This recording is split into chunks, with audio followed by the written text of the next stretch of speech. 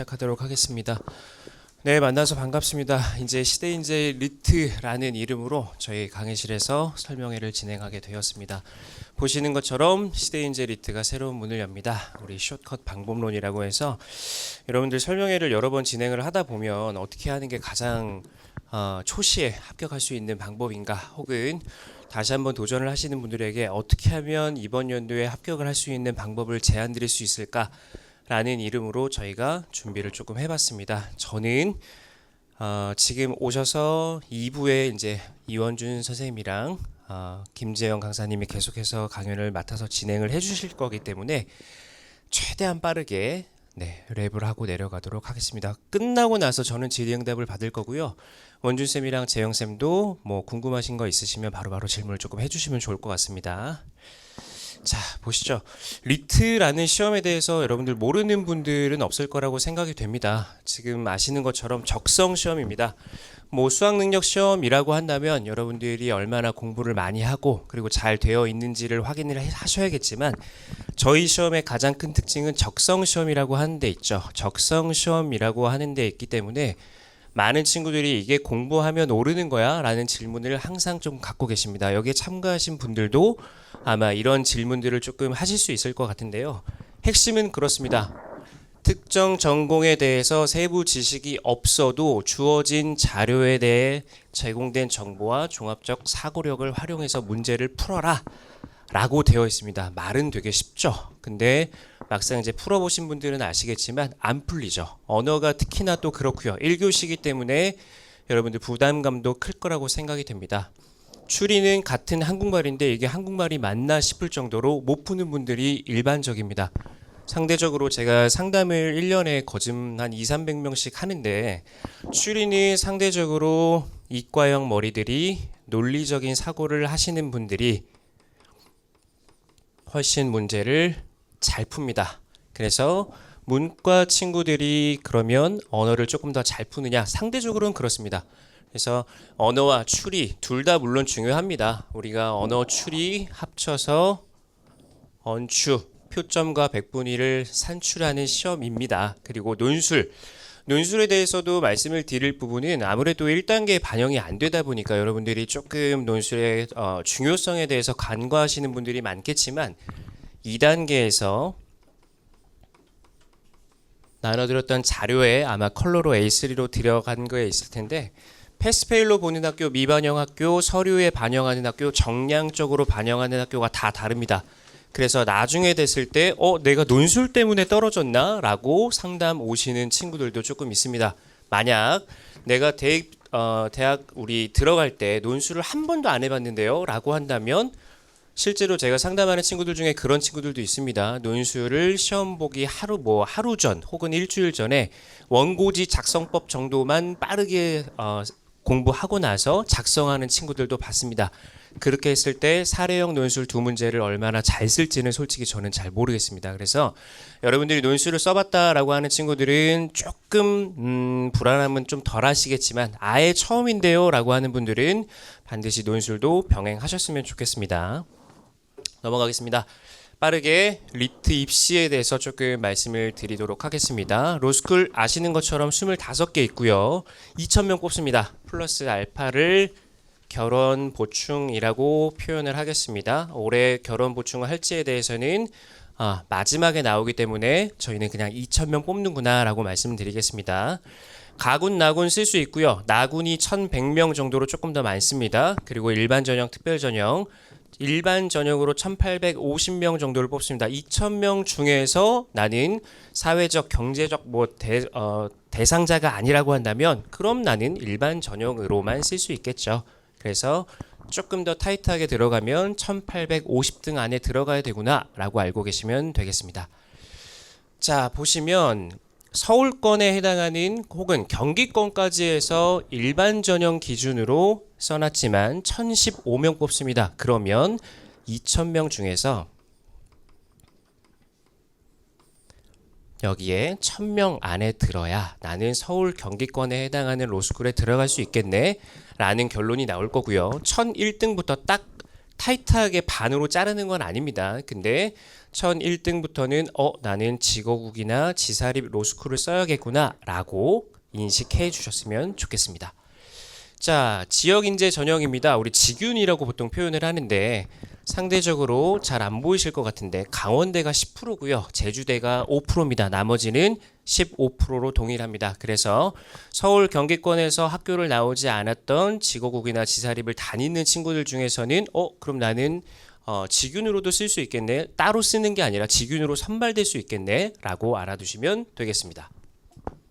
자, 보시면 지역인재 입학 비율은 130명 15% 이상이라고 저희가 되어 있지만 실제로 선발된 인원들을 다 세봤더니 145명 정도 되더라라고 계산이 되었습니다. 그래서 요거는 그 해 그 학교 로스쿨에서 얼마만큼의 인원을 선발하느냐에 따라서 플러스 마이너스 알파를 생각하시면 될 것 같습니다. 이 해가 경북대에서 15% 이상인데 19%를 뽑았습니다. 그래서 더 많아 보이는 거고요. 이번 25 리트에서는 15%로 조정이 됐기 때문에 145명보다 더 적을 거라고 예상이 조금 됩니다. 모집 요강을 살펴보시면 실제 이렇게 써 있습니다. 보시는 것처럼 충청권 소재대학 학사학위를 취득한 사람이라고 해서 예시로 조금 갖고 왔습니다. 만약 나는 충청권에 해당하는 로스쿨을 쓰고 싶은데 해당 지역에서 학교를 나왔던 사람이라면 직윤으로도 15% 안에 들어갈 수 있겠구나 라고 알고 계시면 되겠습니다. 넘어가겠습니다. 지금 보시는 것처럼 거의 5년 동안에 엄청나게 많은 인원이 증가하였습니다. 11,000명에서 17,500명이면 6,400명 정도가 늘었습니다. 그래서 보시는 것처럼 57%나 증가를 하였는데 로스쿨 지원자는 뭔가요? 올해 벌써 작년이네요. 7월 21일 날 시험을 봤고요. 8월 20일 날 성적이 나왔습니다. 9월 23일부터 원서 접수를 했죠. 이때 원서를 넣은 지원자가 11,500명이다 라고 하는 겁니다. 보시면 5년 동안에 6,400명 정도 늘었던 응시자에 비해서 1,700명 정도 늘었네요. 그래서 사실 저희가 표면적인 경쟁률은 8.76대 1입니다 라고 말씀을 드리지만 5.75대 1 거의 5에서 크게 변하지 않았습니다. 이때 표면 경쟁률과 큰 차이가 없죠. 우리가 조금 나쁜 표현으로 뭐 허수 이런 표현도 쓰지만 그거는 모르는 거고요. 실질적으로는 한 5대 1, 6대 1 정도 되는 경쟁률이니까 나보다 5명만 이기면 되겠구나 라고 생각해 주시면 되겠습니다. 보시면 계열별로 조금 구분을 해봤습니다. 우리가 사회계열, 상경계열, 인문계열, 법학계열 친구들은 매년 제일 많이 받습니다. 그래서 나중에 합격 인원들도 당연히 지원을 응시를 많이 했으니까 합격하는 인원도 이 순서대로 거의 나온다라고 보시면 될 것 같고요.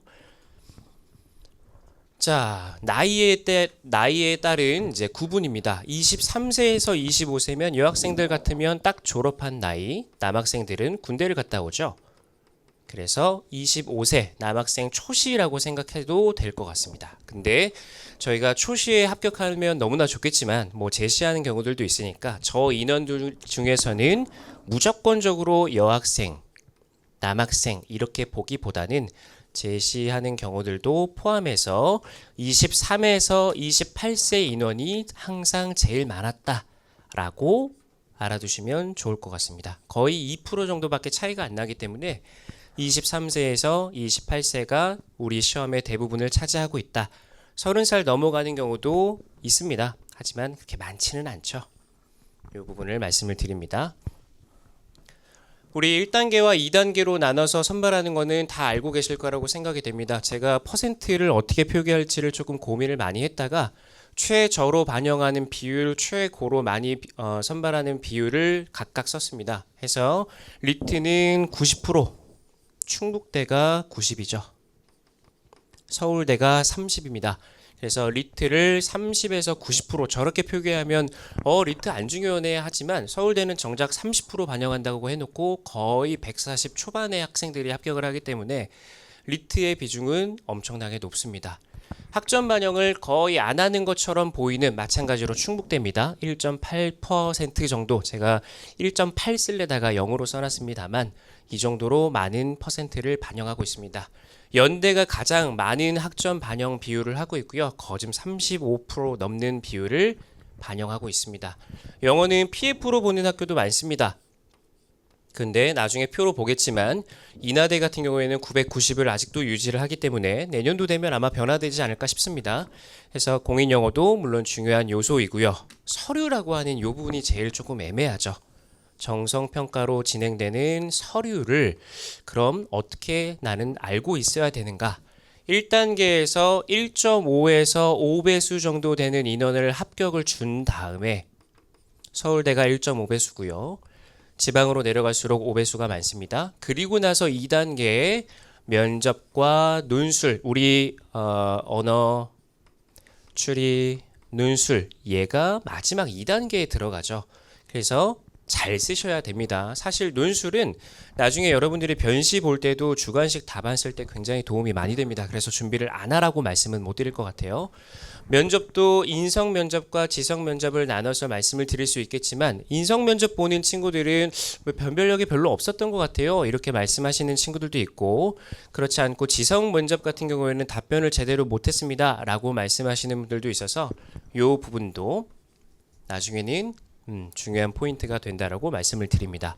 제가 상담 오면 말씀을 드리지만 보통 1배수, 2배수, 3배수라고 볼 때 여기 있는 친구들이라고 해서 무조건 면접을 못 본다는 가정이 없죠. 얘네는 얘네대로 노력을 많이 할 거고 이 친구들은 어떻게 하든 추합까지 봐서 노려볼 포인트가 있기 때문에 열심히 노력을 하겠지만 1단계를 얼마나 높은 배수에서 통과했는지도 굉장히 중요합니다. 하지만 서류라고 하는 게 들어가다 보니까 나머지 항목들은 반영 비율에 맞게끔 계산하면 대충 내가 몇 등 하겠구나를 알 수 있거든요. 근데 서류, 제주대를 제외한 나머지 24개 학교에서 서류가 1단계에 반영이 되기 때문에 사실 나는 이 학교 로스쿨을 썼을 때 몇 배수로 통과를 했구나를 추정으로만 알 수 있습니다. 실제 올해 배치 상담했던 친구들 중에서 선생님 저는 3배수 밖에 있었는데 최추합했습니다. 그래서 나오는 거고 선생님 저는 3배수 밖에 있었는데 저 면접 보러 오라고 하던데요. 이런 경우들이 생깁니다. 혹은 1.5배수, 1.3배수 안쪽에 들어가 있었는데 12월 6일 날 최종 합격자 발표가 나왔을 때 너무 뒤에 이제 예비 번호를 받는 경우들이 그래서 조금 그렇습니다. 서류라고 하는 게 1단계에 들어간다라고 하는 부분을 말씀드립니다. 정량과 정성으로 나눠서 숫자로 계산할 수 있는 리트 학점 그리고 영어 여기에 논술까지 포함을 해야겠네요. 정량으로 들어가는 학교도 있고 정성으로 표현하는 학교도 있어서 조금 애매한 부분은 있습니다만 여러분들이 마지막에 시험 보고 나서 그래서 논술을 잘 썼어요? 모르죠. 점수가 안 나오니까. 서류, 내 서류가 이 학교를 넣었을 때 충족할 수 있을 만큼의 서류입니까? 모릅니다. 면접 잘 봤어요? 물어보면 보통 대부분 대답은 그래도 잘 했다라고 말씀을 합니다만 사실 얘도 모르는 거죠. 그래서 투명하지 않게 내 점수에 대해서 확인이 조금 어려운 정성 요소가 있고 여러분들이 조금만 입시에 관심이 많다라고 한다면 각각 학교에서 반영 비율에 맞게끔 계산할 수 있는 정량 요소로 나뉘어져 있다로 넘어가겠습니다. 정성평가 항목은 자기소개서 보통 논문 쓴 친구는 그렇게 많지 않더라고요. 봉사활동도 대부분 한 30에서 50시간 정도. 봉사활동이 없으면 뭐 떨어지나요? 없는데도 붙는 친구들 많고요. 대놓고 한양대 같은 경우에는 이번 항목에 사랑을 실천하기 위한 활동을 무엇을 했습니까? 예시로 공익활동 및 봉사활동을 쓰게 되어 있습니다. 이런 항목들을 쓰기 위해서 봉사활동을 조금 해주세요 라고 말씀은 드립니다. 그래서 평균적으로는 이 정도 합니다 라고 말씀은 드립니다. 수상 실적 대부분이 성적 장학 등을 많이 갖고 있습니다. 성적 장학 이꼴 성실함의 표본이죠. 그래서 있다면 좋겠지만 특정 학교에서는 성적 장학을 굉장히 짜게 준다거나 학교 자체에 이런 제도가 조금 미비한 학교들은 저는 굉장히 높은 학점임에도 불구하고 학교 자체에서 성적 장학이 없습니다. 이렇게 표현하는 부분들도 있습니다. 자격증이라고 하는 건 뭐 특별하게 지금 상담하면서 자격증을 가져오는 친구들은 그렇게 많지 않지만 오히려 자격증을 전문 자격증으로 표현을 해볼게요. 제가 올해만 배치 상담을 거짓말 200명 넘게 하면서 세무사 한 분 받고 법무사 한 분 받고 변리사 한 분 받고 노무사 한 분 받습니다. 한 4명 정도. 물론 나이는 조금 있었지만 그런 친구들은 확실히 플러스 알파가 되는 부분은 있습니다. 왜요? 법학 과목을 단순히 공부한 것만으로 끝나는 게 아니라 실제로 나는 자격증이 있고 거기에 사회활동 경력까지 있다라고 한다면 다른 친구들이랑 비교되는 포인트가 될 수 있겠죠. 그래서 서류라고 하는 건 각각이 어떤 평가를 받는지가 굉장히 다릅니다. 자, 전문성과 성실성을 보겠다라고 되어 있는데 대부분은 아까 말씀드렸던 겁니다. 그래서 법학 관련된 수업을 들으면 좋다라고 말씀을 드립니다. 제가 상담했던 스카이 친구들 중에서는 0에서 2과목이 훨씬 더 많습니다. 왜요? 안 열리니까요. 과목 자체가 개설이 안 되는데 어떻게 들을까요? 이런 친구들이 많습니다. 근데 이중전공이나 복수전공이나 융합전공으로 듣는 친구들은 20학점 이상 듣는 친구들도 굉장히 많습니다.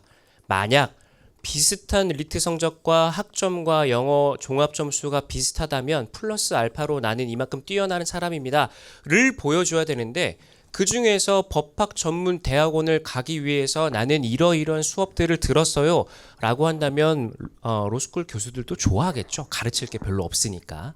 그래서 들으면 좋은 건 맞습니다. 만약 그럼 저는 안 들었거나 요 정도밖에 안 들었는데 어떻게 해요? 얘를 더 잘 보셔야죠. 그러면 비교 같은 군우에 들어가는 게 아니라 애초에 리트를 잘 봐서 그 친구들이랑 비교가 되면 안 됩니다. 다 말씀드렸고 봉사활동 말씀드렸고 혹시나 리더십이라던가 뭐 법학계 이런 활동들을 했다면 나중에 자기소개서나 뭐 학업계획서 쓸 때 도움이 되는 건 사실입니다. 그리고 이왕이면 법학 전공인 친구들이 특히나 법학만 한 게 아니라 그 외의 전공도 공부를 했습니다. 혹은 다른 전공인데 저는 다른 과목도 이중으로 전공했습니다라고 한다면 다른 친구들보다 되게 뭔가 많이 공부한 것처럼 보이죠. 그러면서 학점도 좋다라고 한다면 당연히 좋게 보겠죠. 나이에 해당하는 부분이 항상 약간 논란의 중심이 됩니다. 어떤 부분이냐면 리트를 얼마만큼 이제 공부를 했느냐를 보는 부분인데 출시에서 붙느냐 제시에서 붙느냐를 보는 게 아니라 공백기에 대한 소명이 조금 필요해 보이기는 합니다. 공백기 해서 만약 졸업하시고 어떤 사회활동 경력이 있다라고 한다면 그 부분을 표명하면 되는 거고요. 그렇지 않고 나는 리트 공부만 열심히 했었는데 결과적으로 리트가 공부하다 보니 늘었습니다 라고 하는 부분들은 그런 부분에 대해서도 당연히 어필할 필요는 있다라고 말씀드리겠습니다.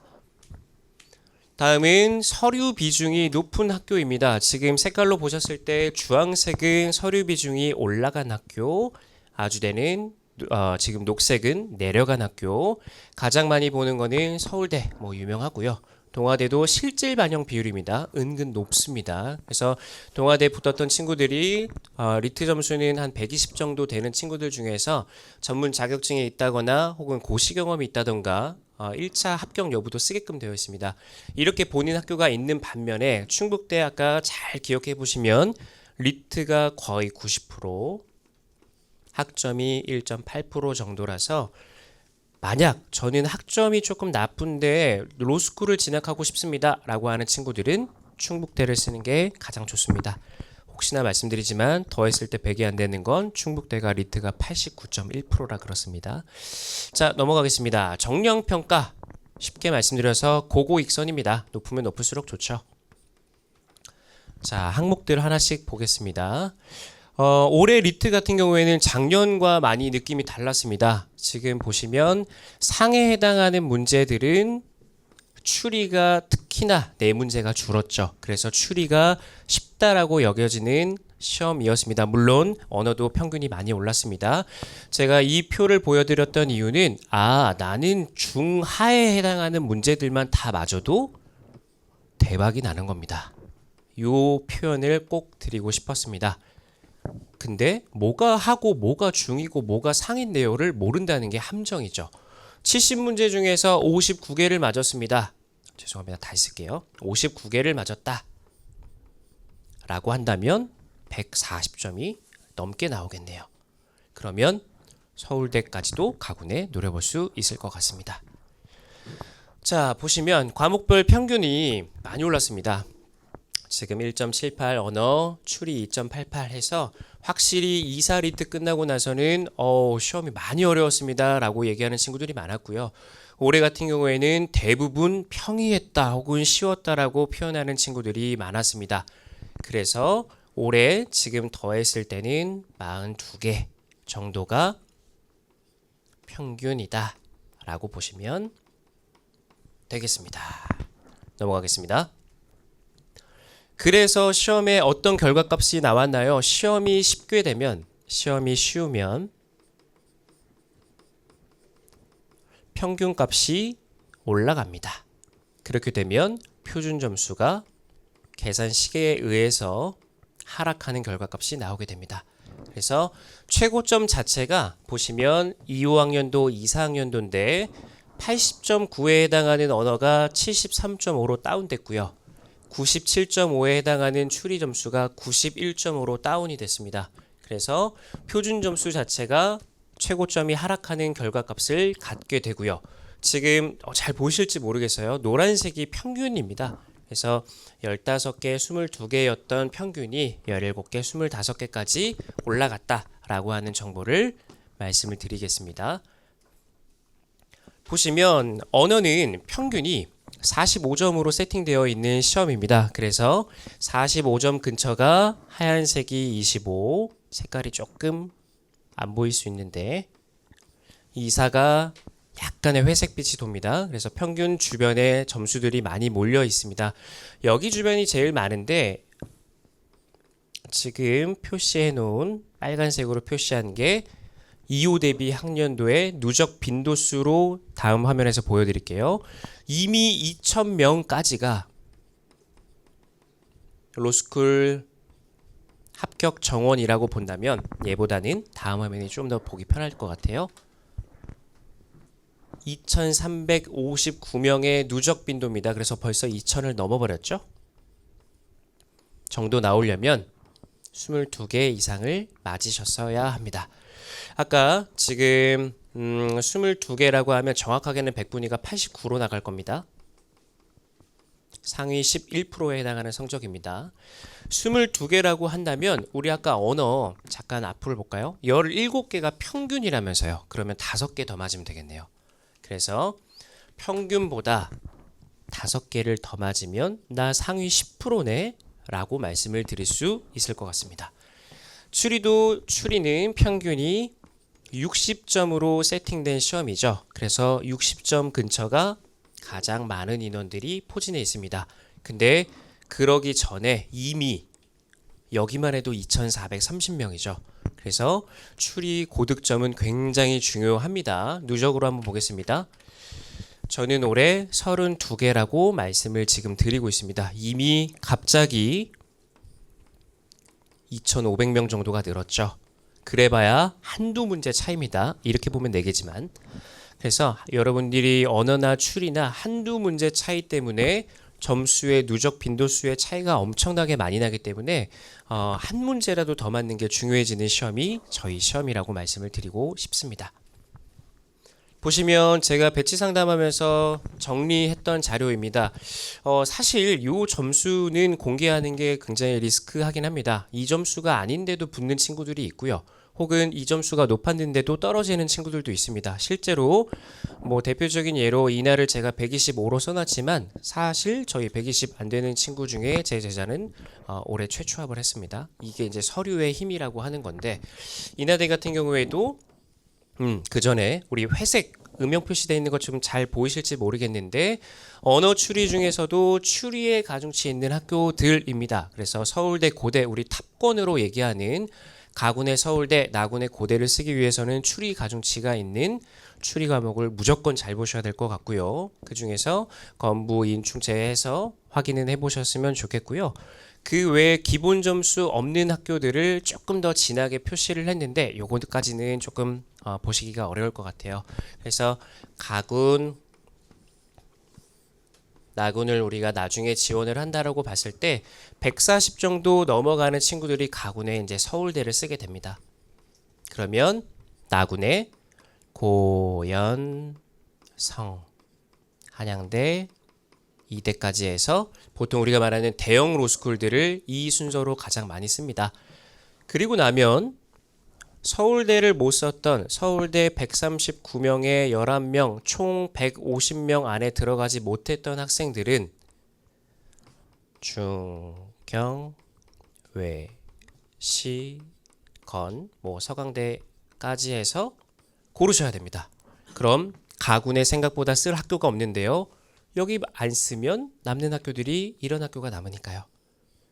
나군은 좀 더 심합니다. 고연, 성한이를 쓰면 매우 좋겠지만 요 다음이 서강대는 있겠지만 가군에 다 포진되어 있기 때문에 곧장 직어국으로 넘어갑니다. 그러면 130이 보통 안 됐다는 소리고요. 아까 130을 맞아야 되는 개수 언어 22개, 추리 32개입니다. 2호 대비로. 그러면 54개를 맞았어야 54개가 안 되는 친구들의 대부분은 서울권의 로스쿨을 쓰지 못하고 직어국의 아주대, 인하대, 120이 안 되는 근처의 친구들은 지방 사립대 중에서 원서를 쓰겠죠. 이렇게 생각해 주시면 좋을 것 같습니다.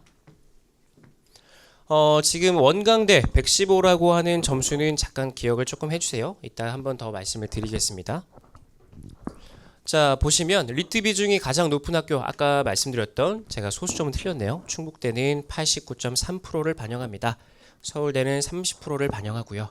마찬가지로 노란색이 작년도 대비 올랐던 학교들, 아마 드렸던 표에서는 빨간색으로 표기가 되어 있을 거고요. 녹색으로 되어 있는 학교는 파란색으로 표기가 되어 있을 겁니다. 서울대 리트 30, 학점 30, 서류 40. 그래서 기본 점수가 없는 굉장히 어려운 학교고요. 충북대는 보셨던 것처럼 저렇게 높은 점수에 학점 반영을 거의 안 하기 때문에 거의 128에서 130 정도 되는 친구들이 충북대를 올해 많이 지원하였습니다. 자, 보시면 학점에 대한 실질 반영 비중을 나타낸 표입니다. 연대가 가장 많은 35.7%를 반영하고 있습니다. 리트도 중요하지만 학점에 대해서 연대와 고대와 조금 차이가 있기 때문에 고대 같은 경우에는 연대와 35.7%로 동일하고요.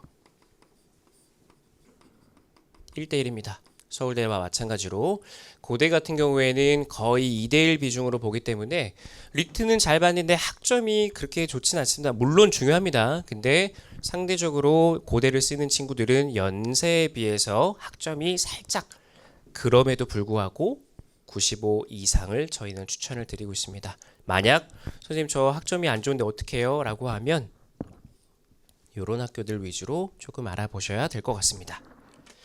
넘어가겠습니다. 공익영어 만점 기준입니다. 잘못 나왔네요. 인하대입니다. 인하대가 990, 이대 975, 중앙대 965, 950까지가 영남대 원광대입니다. 그래서 저희가 지금 만약 영어를 준비한다 그러면 몇 점 정도 가지고 있는 게 제일 좋아요? 900점 정도를 맞춰놔 주세요 라고 저는 말씀을 드리는데, 선생님 저는 조금 더 2월 말까지 해서 조금 더 올릴 수 있어요. 그럼 950까지 받아주세요 라고 말씀을 드립니다. 900이 안 되더라도 패스페일 보는 학교들이 대부분입니다. 보통의 지구국들이. 그런데 지금 경북대, 성대, 전북대 같은 경우에는 원래 고득점의 점수를 요구하다가 올해 입시에서 패스페일로 바뀌었습니다. 그래서 900점 정도면 웬만한 학교에서 패스입니다. 근데 내가 나중에 지원하려고 하는 학교를 봤더니 만점이 다르네? 그러면 그만큼의 마이너스를 당하게 되겠죠. 올해 25학년도 대비 토익 시험 일정을 정리를 한 겁니다. 올해 7월 20일 날 시험 본다고 벌써 발표가 됐습니다. 그리고 나서 거의 일주일 뒤에 있는 시험이다 보니까 사실 이 시험은 잘 응시를 안 하세요. 준비가 안 됐다는 이름 하에. 만약 이렇게 준비를 다 한다면 총 5회 시험을 볼 수 있습니다.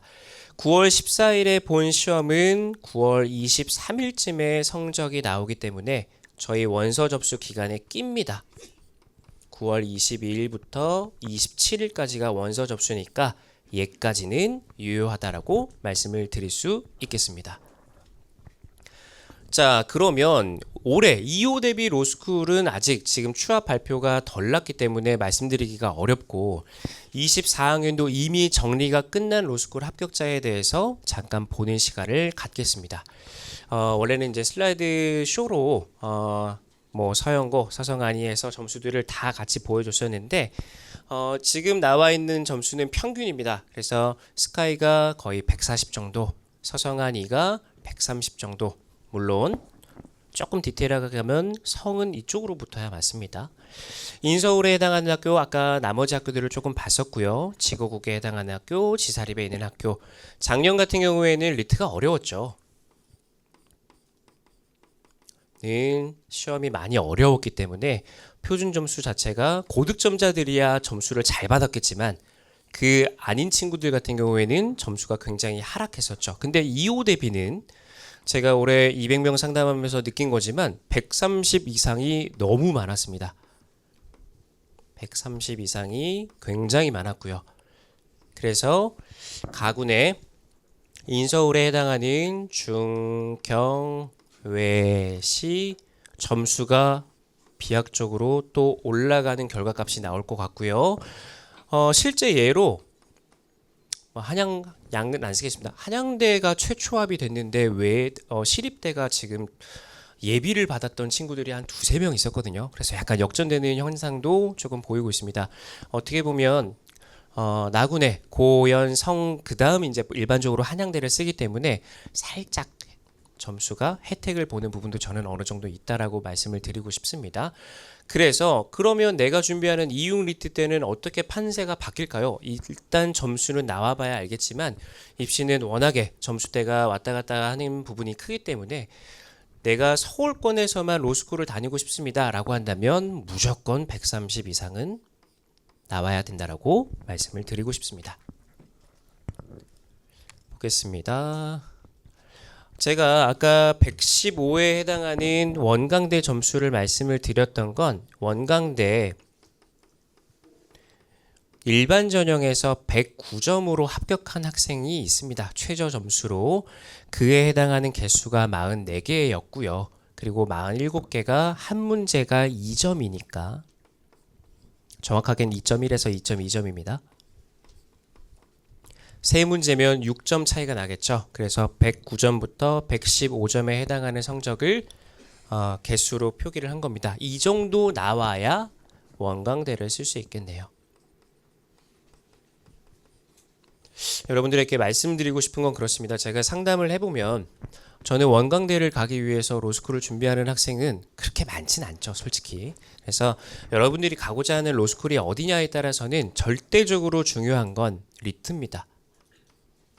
만약 선생님 저는 학점이 거의 만점이에요. 영어 거의 만점입니다. 그러면 1단계는 그래도 통과할 가능성이 어느 정도는 있다라고 말씀을 드립니다. 하지만 최종까지 갔을 때는 떨어지는 경우들이 일반적이고요. 아무리 좋은 학점과 영어가 있다라고 하더라도 리트 점수가 조금 낮다라고 한다면 제가 지사립을 120 언더라고 말씀을 드렸는데 요 학교 3개 원광, 영남, 동아 중에 가군학원을 골라서 지원해야 되는 결과값을 갖게 됩니다. 그래서 처음에 본인들이 생각하는 로스쿨 특히나 상담을 해보면 선생님 저는 웬만하면 지방은 안 내려가고 싶습니다. 지방을 비하하는 게 아니라 웬만한 친구들이 그런 사고들을 조금 가지고 있는데 보통 제시 이상이 되면 일단 선생님 저 어디든 보내주세요로 바뀝니다. 그래서 여러분들이 생각하시는 게 어디 로스쿨이냐에 따라서 물론 지금 맞았던 개수보다 47개를 예를 들까요? 115점이라고 한다면 여기서 5개를 더 맞아서 52개를 맞아야 되는 거고 이렇게 계산을 해서 본인 성적대를 조금 조절을 하셔야 될 것 같습니다. 나중에 배치 상담할 때 자세히 더 말씀을 드리겠습니다. 합격생 평균입니다. 리트는 한 128점, 학점 95 넘는 친구들이 너무 많아요. 지금 처음 1학년 때부터 로스쿨 진학을 꿈꾸고 준비하는 친구들이 굉장히 많기 때문에 학점 관리는 굉장히 중요합니다. 만약 내가 학점 관리가 잘 안 됐는데요. 그럼 한 문제라도 더 맞으셔야죠. 한 문제가 2점이라면서요. 저 평균이 93인데요. 그럼 리트 하나 다른 친구들보다 더 맞으셔야 됩니다. 129.8로 가셔야죠. 그러면 영어는 대부분의 친구들이 900 넘는 친구들이 너무 많아서 이것도 평균을 제가 940으로 써놨습니다. 보시면 출신 계열입니다. 아까 사회계열, 상경계열, 인문계열, 법학계열 친구들이 제일 시험을 많이 봅니다 라고 말씀을 드렸죠. 실제로 합격한 학생들도 요 순서대로 가장 많이 나오고요. 명수로 따지면 조금 애매하니까 퍼센트로 따졌을 때는 65% 굉장히 많습니다. 이거 인원이네요. 30%, 23%, 16%, 8%에서 시험 많이 본 인원들이 합격도 제일 많이 하더라 라고 하는 정보를 가볍게 보고 넘어가겠습니다. 남녀 연령입니다. 연령도 아까 23세에서 25세가 제일 많고요. 그 다음 26세에서 28세가 거진 60% 이상입니다 라고 했지만 지금 보시는 것처럼 합격생의 대부분은 23세에서 28세에서 나오는 것을 확인할 수 있습니다. 그래서 조금이라도 우리 친구들이 요 나이대에 해당한다라고 한다면 내가 나이 때문에 조금 불이익을 받는 일은 없겠구나 라고 하는 부분을 보셨으면 좋겠고요. 만약 선생님 저는 30이 넘어가는데 어떻게 할까요? 라고 한다면 플러스 여기에 맞는 사회활동 경력이 있겠죠. 그 부분을 활용해서 나중에 지원하셔야 될 겁니다. 자, 로스쿨 전체 경쟁률과 수도권 지방을 조금 나눠서 보여드리자면 요즘에는 지방이라고 해서 직어국 지사립이라고 말했던 로스쿨들을 그러면 기피하느냐가 아니죠. 계속해서 상승하는 것을 확인할 수 있습니다. 인원수야 당연히 늘었으니까 모든 학교들이 경쟁률이 높아지는 것은 당연한 사실인데요. 그럼에도 불구하고 지방 로스쿨이 오히려 수도권에 해당하는 경쟁률보다 수도권은 경쟁률이 그렇게 높지 않습니다. 그래서 한 3대1이 안 되는 학교들이 상위권 학교에 많기 때문에 제일 가장 높은 경쟁률을 보이는 원광대 20대1이 넘어가죠. 그래서 시험을 잘 봐서 고득점인데 떨어졌다는 대부분 영남, 원광, 동아에 조금 많이 있습니다. 여러분들 리트 잘 준비하셔야 되는 이유기도 합니다. 경쟁률을 3년치를 모아놨습니다. 보시면 올해 시험이 쉬웠기 때문에 표준 점수가 최고점은 하락하더라도 굉장히 특정 라인에서 몰려있는 점수대들이 뭉쳐 있습니다. 이 인원들 자체가 많아서 전반적으로 상승했다라고 봐주시면 될 것 같아요. 마찬가지로 아주대를 제외한 모든 학교들의 경쟁률이 올랐다라고 말씀을 드리고 대신 조금 전남대, 전북대, 강원대, 경북대 뭐 이런 학교들은 떨어졌음에도 불구하고 그럼에도 불구하고 아직도 조금 많이 올라간 상태고요. 영남 원광대 잠깐 말씀드린 것처럼 21대 1 정도 되는 무시무시한 경쟁률을 보이고 있습니다. 요거는 25세 나이대로 혹시나 학생들을 좀 선발하는 건 아닌가 해서 보여드리는 자료인데 동아대와 서강대는 아시는 분은 아시겠지만 우리 뭐 전문 자격증이라든가 혹은 뭐 사회활동 경력을 많이 보는 학교로 유명합니다. 그래서 점수대가 조금 애매한 오히려 재학생들은 썼다가 떨어질 수 있을 만한 학교로 조금 더 유명하고요. 나는 25세 이하입니다 라고 한다면 나이 때문에 페널티를 받는 일은 제가 볼 때 많지 않을 것 같습니다. 26세에서 31세 반대로 이쪽에 해당했던 친구들이 이제 왼쪽으로 넘어갈 거고요. 30세 이상을 또 보여드리겠지만 연대 같은 경우에는 혹은 서울대 같은 경우에는 해당 31세 이상이 거의 없습니다. 마지막 장면을 보면 지금 32세 이상입니다. 동아대에 많이 포진되어 있고 저러면 30세 이상은 동아대를 가군이나 나군 중에 하나를 무조건 선택하겠죠. 30% 안 되는 학교들 중에서 아까 말씀드렸던 서울대, 연대 이런 학교들이 있겠네요. 자, 마지막 선택과 집중입니다. 그래서 어떻게 하라고요? 저희는 시즌을 1, 2, 3으로 나눠서 보통 진행합니다. 여러분들 익숙하게는 기본 과정, 뭐 심화 실전 과정, 파이널 과정으로 얘기를 하겠지만 시대인재 리트에서는 시즌 1, 2, 3으로 나눠서 준비를 했습니다. 그리고 가장 중요한 건 서바이벌 모의고사입니다. 시대인재 특이죠. 서바이벌 시리즈를 통해서 모든 13회차 모의고사를 13회 모두 신작으로 준비했습니다. 여러분들이 시중에 나와 있는 문제들은 많이 풀어봐가지고 어디서 많이 본 것 같은데 절대 그런 얘기가 안 나오게끔 모든 모의고사 문항을 신작으로 준비를 하였습니다. 그러니 5월 달에 저희 모의고사를 보시면서 다르네 라고 하는 부분을 조금 느끼셨으면 좋겠습니다. 자, 교수님들, 강사진들은 지금 보시는 것처럼 일단 표현을 해봤습니다. 가나다 순으로 표현을 했고요. 아시겠지만 원준쌤이 저희 함께 시대인재와 함께 해주시기로 하셨고, 그 외에 이전 상상로스쿨에서 강의하셨던 분들 계속 강의 맡아서 진행해 주시게 되었고, 추리는 조정환 강사님이라고 새로 저희 영입이 돼서 강의 진행하시게 되었습니다. 자, 학습관리 프로그램이라고 하는 건 우리 예전에 이제 종합반이라는 이름으로 많이 표현을 했었는데, 이제 단과연합이라는 이름으로 저희가 올해 준비를 조금 하였습니다. 시즌 1, 2, 3을 단과로 결제할 때보다 할인율이 조금 더 많이 들어가 있을 거고요. 그래서 어차피 저 1월부터 7월까지 강의 들을 건데요, 하시는 분들은 이 프로그램을 이용하시는 게 가장 좋을 것 같습니다. 전국 모의고사 저희 마찬가지로 준비를 하고 있습니다. 응시권 제공해 드리고 있고요. 포스트리트 진행하게 되면 저희가 배치 상담을 이 학생들 먼저 진행을 할 예정 중에 있습니다. 그리고 시즌 1, 2, 3 우리 로스쿨 합격한 학생들 불러다가 스터디를 그래서 어떻게 하라는 거예요? 라고 하는 지도를 진행하려고 합니다. 스터디는 장단점이 조금 있습니다. 공부 자체를 스터디로 하시는 분들도 계시는데 조금 나쁘게 말하면 점수대가 비슷한 친구들이 스터디를 같이 하면 사고 수준이 딱 그 정도로 정착이 됩니다. 그래서 120점대의 친구들이 스터디를 하면 120점대에서 크게 오르지 않습니다. 그래서 스터디는 조금 정말 붙어봤던 고득점 합격생들이 이렇게 하세요 라고 하는 코칭이 조금 필요할 것 같아서 무조건 하라는 게 아니라 희망하는 학생들을 짜주겠다라고 하는 거니까 참고해 주셨으면 좋겠습니다.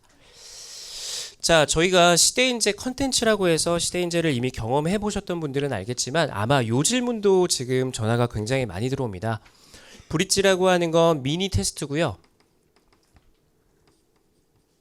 저희가 12문항씩 언어 추리를 각각 구성을 하였습니다.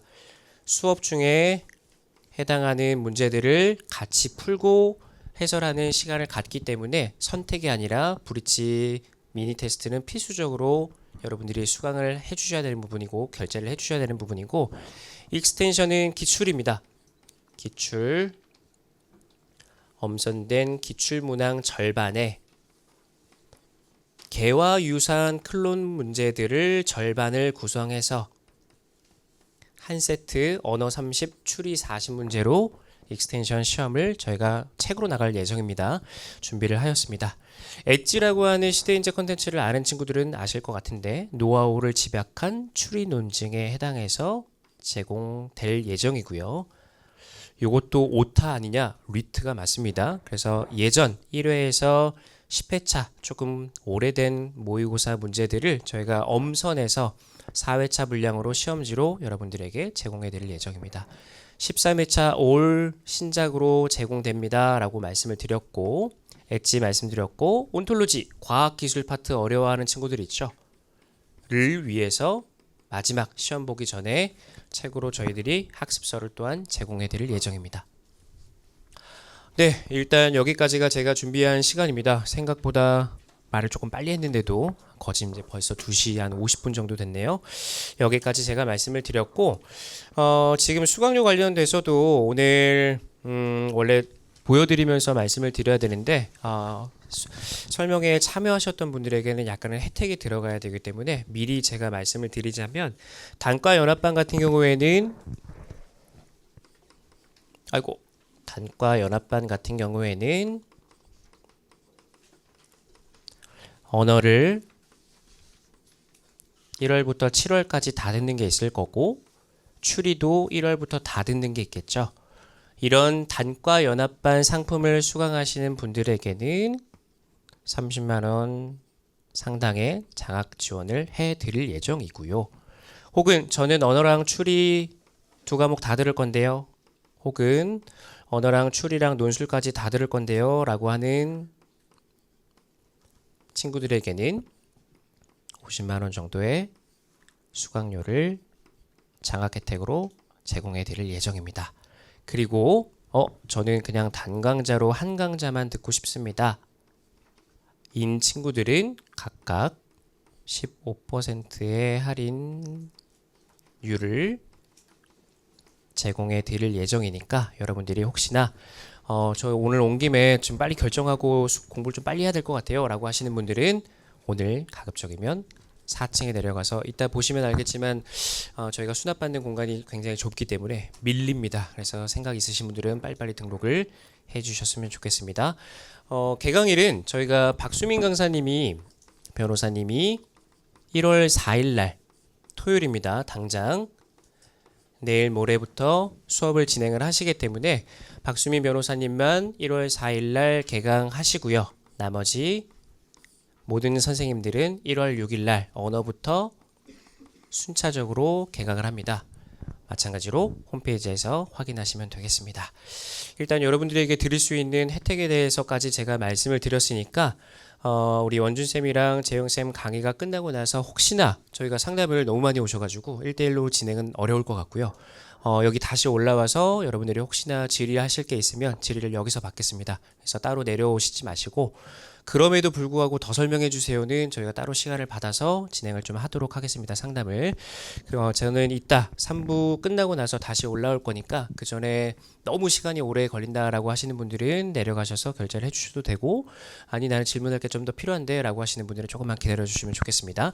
일단 저는 여기까지 말씀을 드리고요. 이어서 우리 언어이해 강의 계속 해주시는 흔히 우리가 압도적 일타라고 보통 표현을 합니다. 우리 원준쌤 모셔서 이어서 언어이해 어떻게 공부하라고 라고 하는 부분에 대해서 설명을 조금 듣도록 하겠습니다. 잠깐만 기다려주세요.